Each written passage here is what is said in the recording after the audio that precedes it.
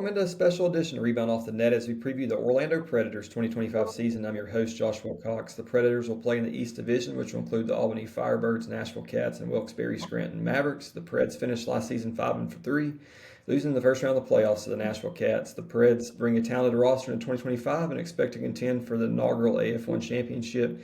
Here to help us preview the Preds is former Arena football star defensive lineman, the second-year head coach of the Orlando Predators, E.J. Burt. Coach, how are you doing today? I'm doing great. How you doing today? Doing great, man. How's your off season been? Off season's been busy. It's a little shorter than last off season, but it's been pretty busy, and excited about the work we're putting in, and excited about things ahead. Absolutely. You ended last season with a tough loss in the playoffs. Has that made you more adamant to get back at it this year? No, most definitely, because our goal was to win a championship, and you can't have an off day, and it wasn't our night that night, and you take that as motivation. You learning lessons. There's things you can take out of every single game, and we definitely took some learning lessons from that, and ready to go back at it. Yes, absolutely. No way to get around it. This is your third league in 3 years. What is your message to the fans, to your fans, that this league is different and will sustain? With everything that's put in place, this time around, we have the right people in place in leadership that's going to lead this ship the right way, and we're built the right way, and the people who are in charge and in leadership have grown this product before, and so with that being said, you're looking at that, and if there's a way, the perfect pieces to put in leadership to steer this going forward, we have that. So I'm excited to see where this league, you know, goes, and how it grows moving forward. But yeah, we're built the right way, and we're just ready to roll now. Last season was your first as a head coach. Going into this to year two, do you feel more prepared? And is there anything you plan to change as you go into year two that you didn't maybe do in year one? There's always things you can change, and adjust, I guess you could say. But it was again learning lessons, and um, I wouldn't change how things gone, except us not winning the championship the first year. But it's just moving forward. It's just you just move forward, and make the proper adjustments. You know what I mean? It's kind of things happen the way they were supposed to happen last year, and our goals is still is still the same. We're here to win a championship, and as far as the pieces, you go into the off season and try to address some of the things you felt were kind of a weakness, or things that could be improved. You could improve on or upgrade. So I feel we did everything that we need to do, and ready to put this product on the field. If I'm not mistaken, I believe you and Coach Walker and Billings is the only head coaches that come from the defensive side of the ball. You look at football overall, even in the NFL, people's enamored with the Sean McVays, the Kyle Shanahans, the great offensive minds. Being a defensive-minded head coach, what advantage do you believe that gives you, and do you think the defensive side of the ball has become undervalued? Um, everyone's except offense puts fans in the stands, defense wins championships. And so, yeah, you're gonna fans are gonna be excited about the offensive guys, and everything. But with the right defensive minds that you put in place, it's more about the overall structure. And then you get the right pieces on offense, you get the right coaches, you get the right players, and then having the right mindset of how does all this work together. You can have a brilliant offensive mind, you can have a brilliant defensive mind, but you don't know how to put it all together as a whole team. So having all that together, it's all about how you work together as a team. Do you trust your coaches? Do you bring in the right players? Do you coach up your players and put them in the right positions? It's all about how the overall thing works, not necessarily whether it's an offensive coach or a defensive coach. If you're a defensive coach and you hire the right offensive guys underneath you, whatever the case may be, that's a championship formula. It doesn't matter whether you start out and your head coach is an offensive guy or a defensive guy. Let's talk about your division there in the East. It's going to be really challenging. Got some great head coaches with Ware and Albany, Arbette and Nashville, and Sean Leota and Wilkes-Barre. You have some great rosters in that division. What's kind of your thoughts on those divisions and going against those guys 2 or 3 times a piece this year? Traditionally, Orlando's always been in the toughest division. We've always, from back in the day when I played, we were in the South, and the South was always looked at as the toughest division. So it's nothing new. It's an environment that we're used to here, and we kind of welcome it because it's you wanna be the best, and so you wanna beat the best. So this it is what it is. You know what I mean? I'm excited about our the competition and teams that we're going to play. You know what I mean? You want to see where your team lines up and how we stack up against all these other teams. But again, it's not an environment that's brand new to us, and so we welcome the challenge. Absolutely. Let's talk about the schedule a little bit, kind of outside the division. You get to play Billings twice this year. You didn't get to play them last year. Kind of what are your thoughts on being able to play Billings this year, the reigning champions? Excited. Said's a friend of mine, and you always want to challenge the best, and coming from last year, they're the best team, and so you wanna see how you size up as a team against them. So just excited to compete against a great team, great coach, and see where my see what how my team stacks up and what we can take from those games. If you would, Coach, introduce us to the rest of your coaching staff for 2025. So I have Bobby Scipio. He's my offensive coordinator. Ken Rickerson. He's my DB coach and special teams coordinator. We also have Marcus Manuel, who's my line coach and the director of player personnel. And we also have Coach Really? Dwight, who's also going to be helping out with the offensive line.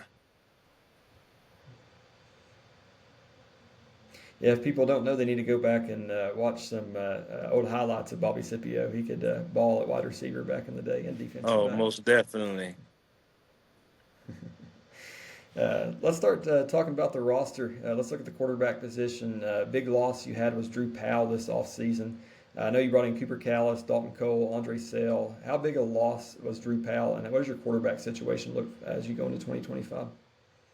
Drew is a great player and most definitely a hit when you lose a player like that.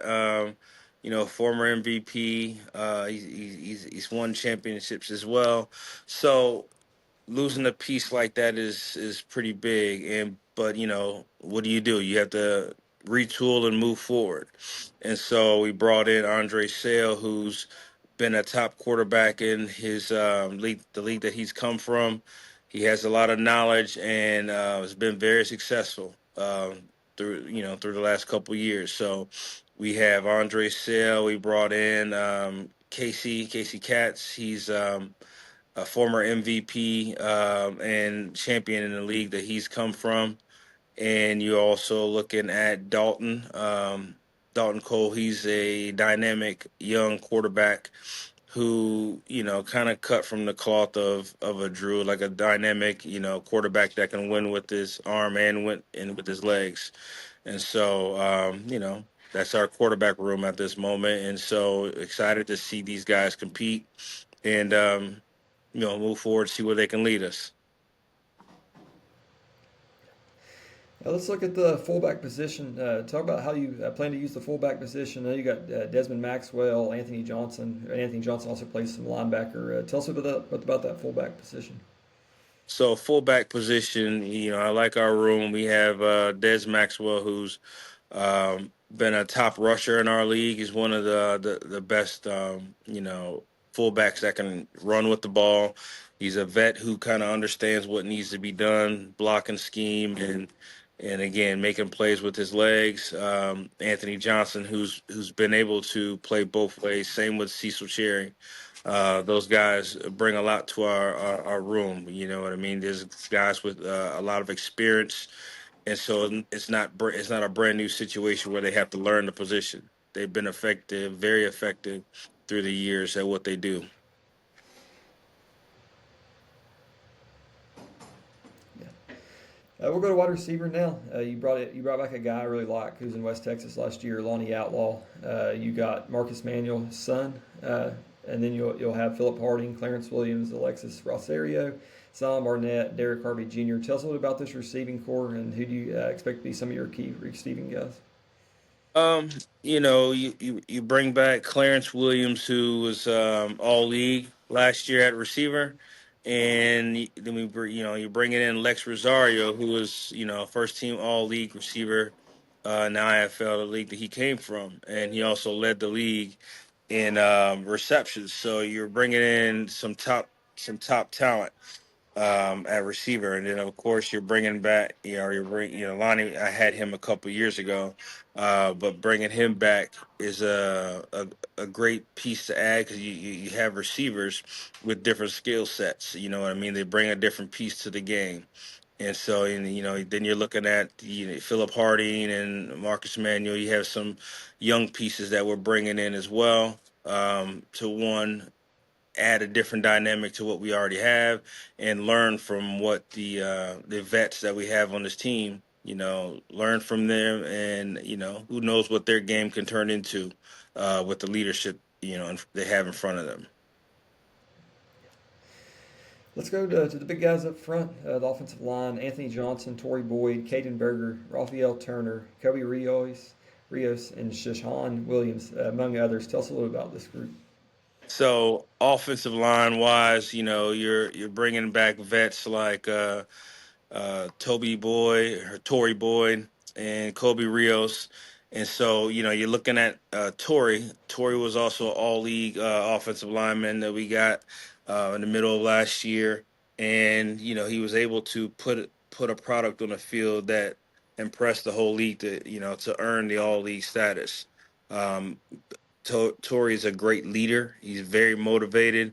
He plays nasty and violent, and again, he's a leader on this team. He expects to win, and he expects the best out of his teammates. So it's a great piece to kind of help build around. And then you have Kobe, who was first year last year, kind of learned the game, but he was a very effective at what he was doing as well. And so you're bringing back Kobe, who you know with him progressing like he did last year, I believe he's going to solidify himself as one of the best offensive linemen in this league as well. So those are the two that are kind of leading the way on the offensive side. We have some young pieces coming in that have great skill sets that we're excited to see. But we have good leaders in front of them to help show them the way. And then on the defensive line, you have Shaquille Holiness, Shahan Williams. Then we have, of course, Anthony Johnson and those guys who are going to be a big piece as well. And then we have some young pieces like um, Nick Evans. You have Isaiah Reed.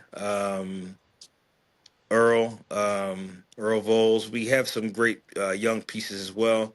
Um, you know, it starts up front. Protect ours and hit theirs. And by saying that, I'm talking about our quarterbacks. You protect our quarterbacks and hit their quarterbacks, and I believe we have all the pieces that we need to get that job done.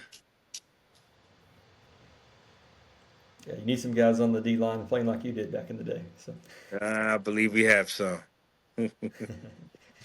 talk a little about the jack linebacker position. What do you got there?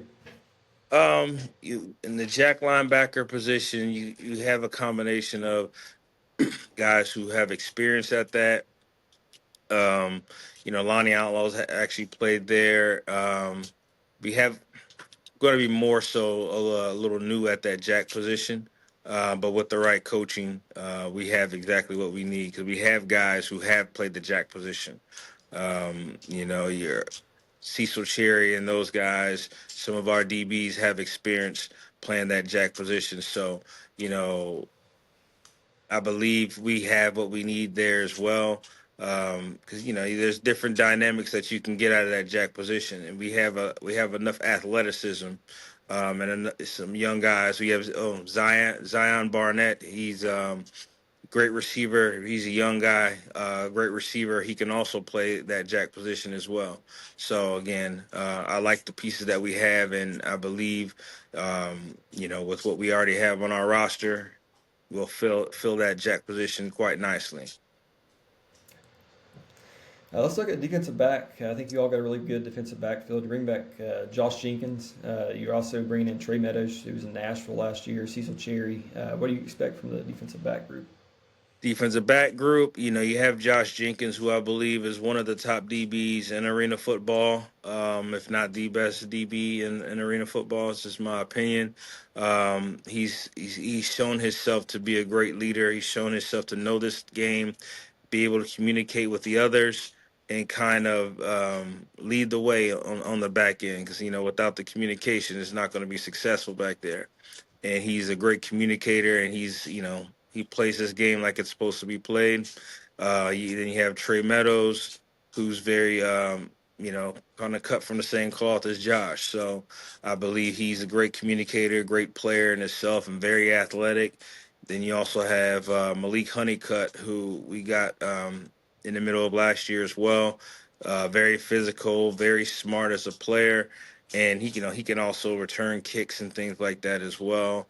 We also brought in Javante Haynes, who he was an MVP of the championship game from another league. So, and I believe he has um, the skill set and also the frame to be a very dynamic and a very effective defensive back, and athlete as well. We have guys who can play multiple positions. We also have Jerry Conte. He's very physical as well. He has experience indoor. He played in the IFL. He can play all three positions. So I'm excited about the pieces that we have and getting these guys together and building the chemistry and you know driving towards this championship for 2025. Let's last position, your kicker, Dylan Barnes. Tell us a little about him. Dylan, I believe Dylan, we call him Deuce. I believe he's one of the best, if not the best kicker in this game. And he's also, a guy who's, helps keep this team together. But, he's very effective kicking the deuce and also with the extra points. He's very, very accurate. And so, excited to have Deuce back as well. You all are going to be one of the most talented teams in the league this year. What's it going to take to get the job done? Well, this is going to take, hard work, leadership, and building this chemistry. Again, I believe we have all the right pieces. So all that's left is, coming together in camp, working together as a team, holding each other accountable, and putting in the work. You're not going to win a championship on paper. You know what I mean? You have to come together in camp and work hard and again learn, listen to the coaches, learn from different experiences, and you gotta want this thing. Final, just a message to the Preds fans out there. No, just be ready. Come March. I believe our first home game is going to be March 14th against Albany. But as far as our fan base, I believe we have the best fan base, and I believe they'll be proud of the product that we're going to put on this field. And again, come support. And our goal is to win this championship this year, and we're going to do everything in our power to make sure that happens. Coach, appreciate the time. Best of luck this season, and I know we'll talk here down the road. All right, thank you. I appreciate you having me on. You have a good day.